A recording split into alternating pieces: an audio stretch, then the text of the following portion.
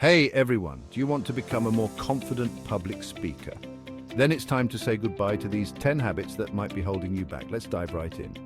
Words like and like can make you seem less confident. They distract your audience and weaken your message. Try to be aware of these words and practice speaking without them. You'll sound more sure of yourself and people will understand you better. Talking too quickly can make you seem nervous and hard to follow. Slow down your speech to allow your audience to keep up. This will make you appear more confident and improve the clarity of your message. Your body language says a lot about your confidence. Stand tall, make eye contact, and use open gestures. Avoid slouching or fidgeting, as it can make you seem unsure. Pay attention to your posture and project confidence through your body language. While notes can be helpful, relying on them too much can make you seem less confident.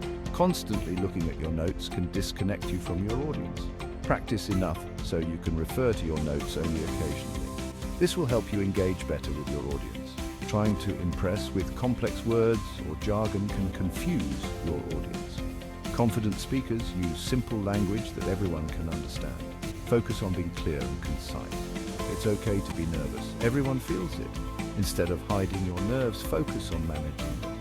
Take deep breaths and use positive self-talk to calm yourself down. Your audience will appreciate your authenticity. Pauses are powerful. They give your audience time to absorb your message and make you seem more confident. Don't be afraid to take a breath and pause for effect. Don't be afraid to show your personality when you speak. Sharing your experiences and even your mistakes can make you more relatable. People connect with authenticity, so let your true self shine through. Practice is the most important thing you can do to become a more confident speaker. Practice your speech beforehand, whether it's in front of a mirror or with a friend. The more you practice, the more comfortable you'll become. Finally, stop the negative self-talk. Confidence comes from within. Instead of doubting yourself, remind yourself of your abilities and past successes. Believe in yourself and your message. So there you have it.